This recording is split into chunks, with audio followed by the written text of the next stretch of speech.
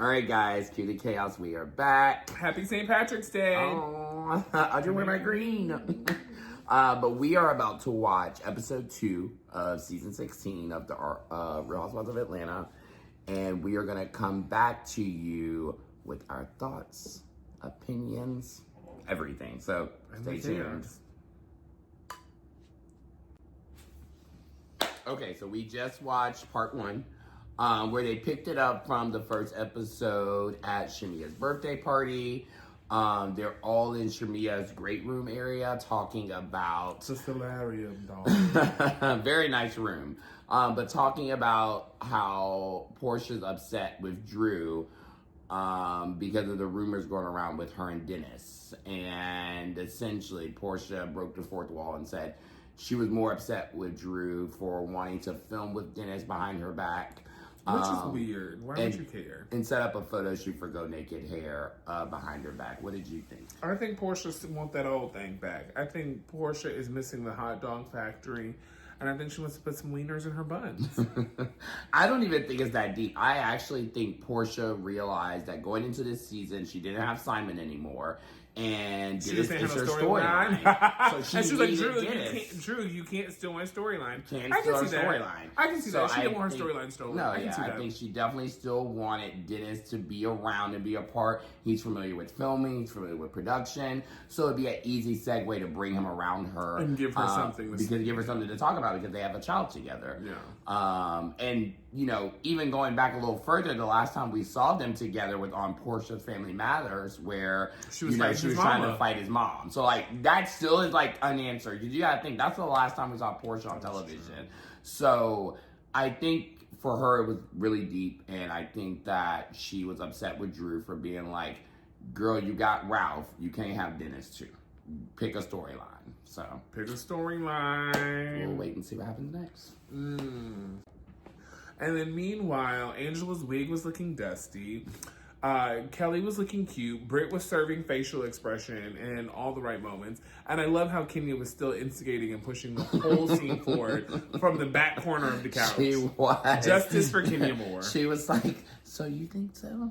Or, I don't know about what that. What is this really about? What is this really about? Portia wanted them hot dogs in her buns. Y'all, Marcus is over here playing games. Marcus is in real estate. Allegedly, Angela has not sold one single house ever. It's true. So I, again... Looked it up. You can look it up. I have done real estate for 8 years now. And obviously know a lot of people in the industry.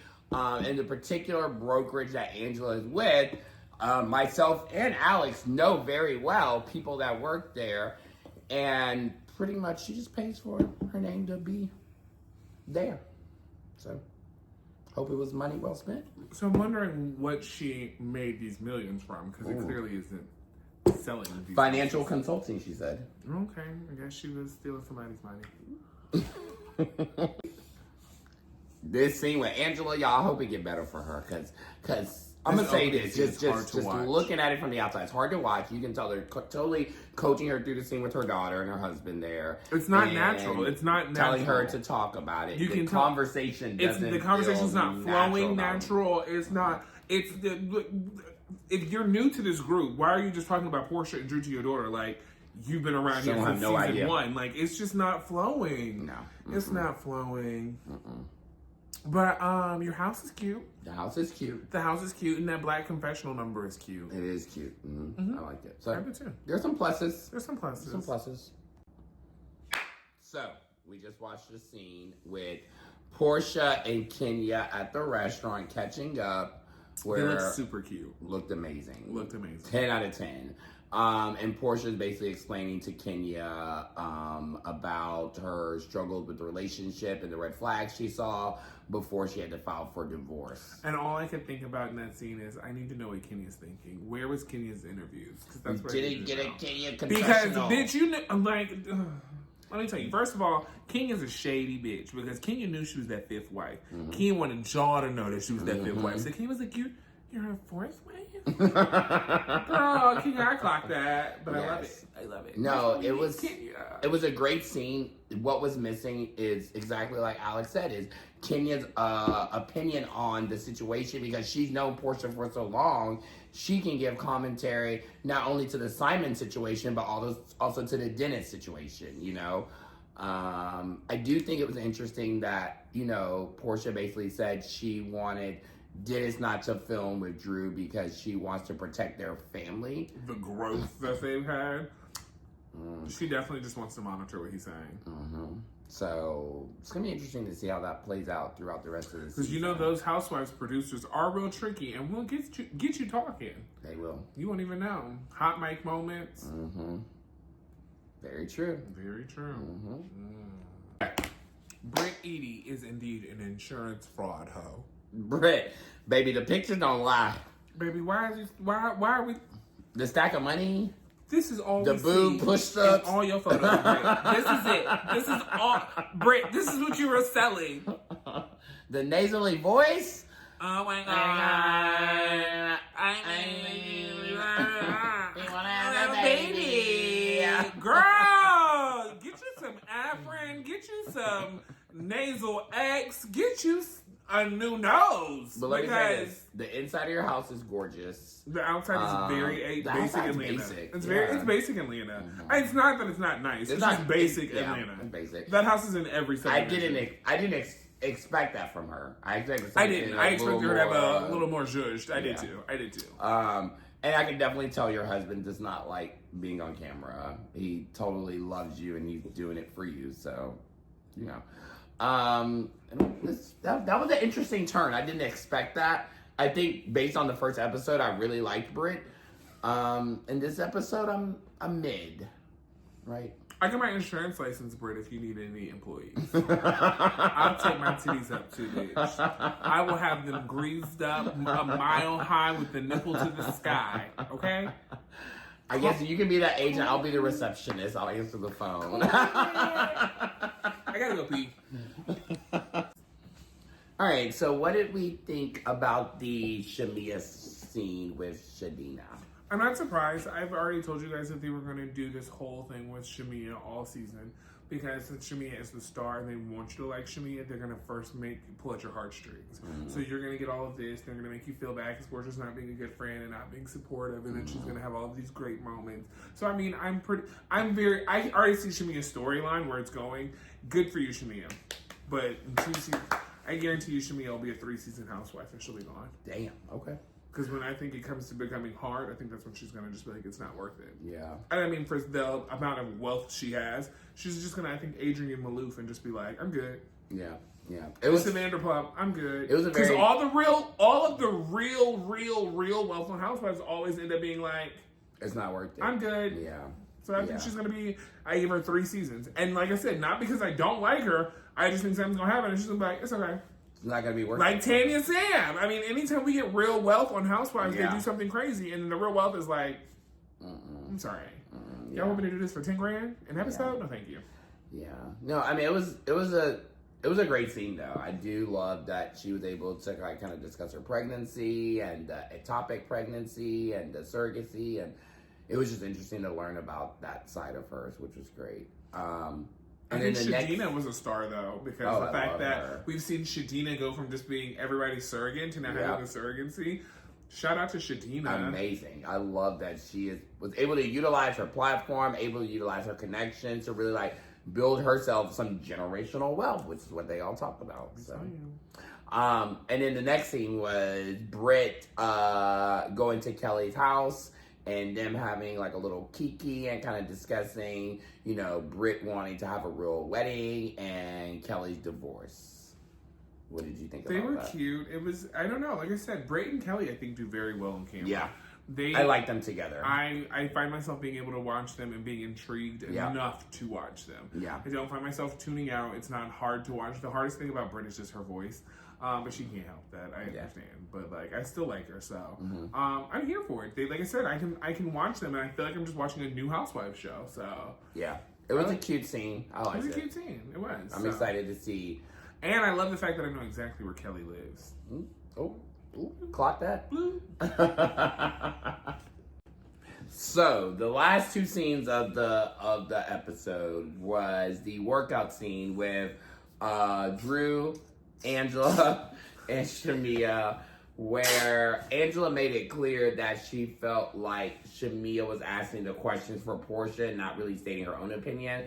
And Drew called Shamia a lapdog. So now, I don't think Shamia is a lapdog because if you go all the way back to that one season where she asked Eva Pickford if she was sleeping with Missy Elliott, I think Shamia is just the type of bitch that's going to be like, look, this is what's out there, I want to know. Same way Kelly was like, why do you think my husband? So I just think that's, and I think that's why the two of them have bonded. I just think that's who they are. So very I don't think she's straightforward. just straight shooters. Poop, poop. Mm-hmm.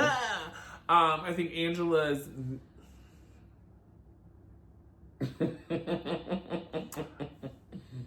Never mind. I definitely think too that she is buddying up with Drew because she needs somebody. Does that make sense? Drew needs somebody. Well, Drew needs somebody and Angela needs somebody because she's new to the cast, right? So they clearly leaned on each other. Come on, Chicago girls. I will say I did think that their interaction when they were speaking felt a lot more natural than the interaction that she had with her family in the earlier scene. So maybe there is a real connection there between Drew and Angela. And if so, I love that for them.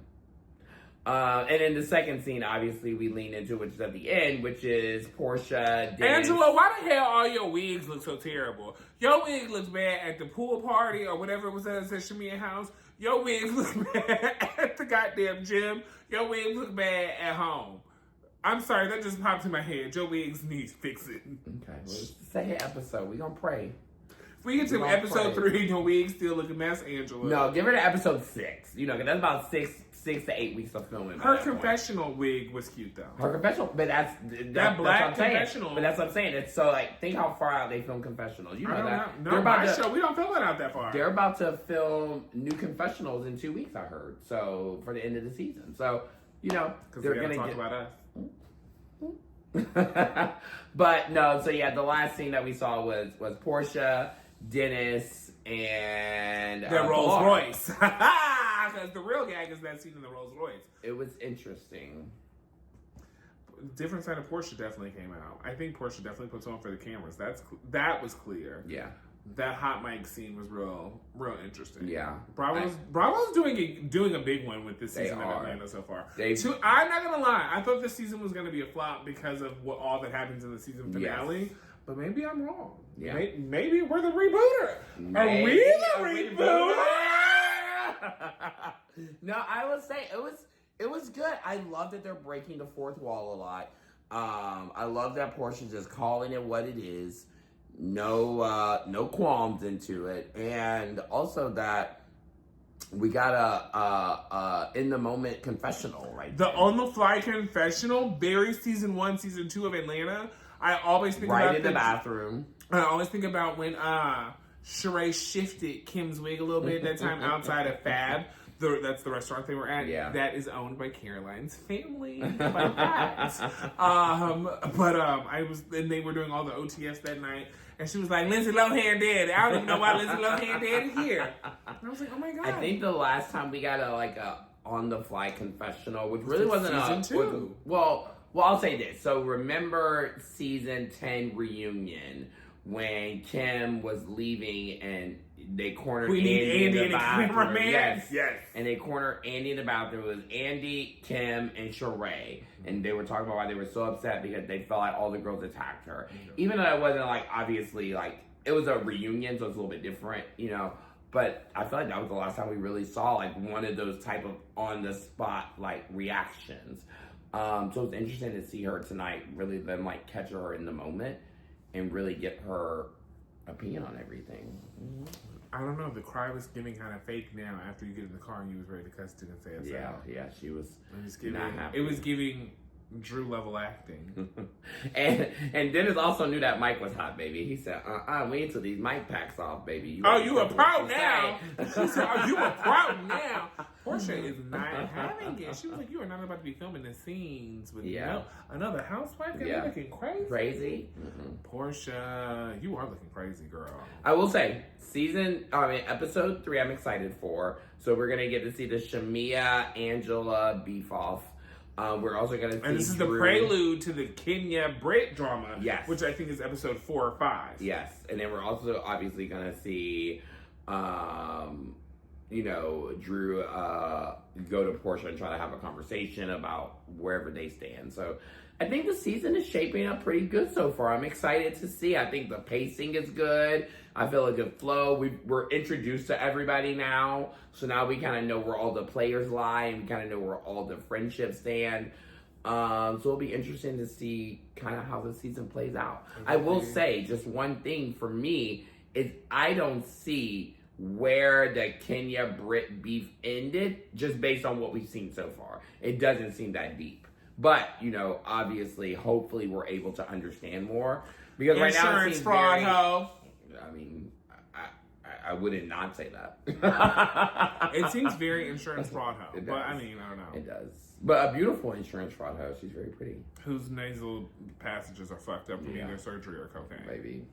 Angela says she need to see Terry Dubrow. Maybe they need to get a 2-for-1 2 for 1. One of y'all go to Terry, one of y'all go to Nassif. Somebody go to Paul, somebody go to Dubrow.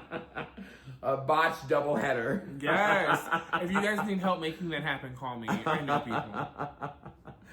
But so stay tuned for our recap on episode 3. Until then, feel free to go back and listen to old episodes of Cue the Chaos and catch up and get ready for whenever we pop on the scene. Because we're coming. Pop, pop, pop. We're coming. We're coming in hot. Coming in hot! Until next time, you guys. Bye, y'all. Bye.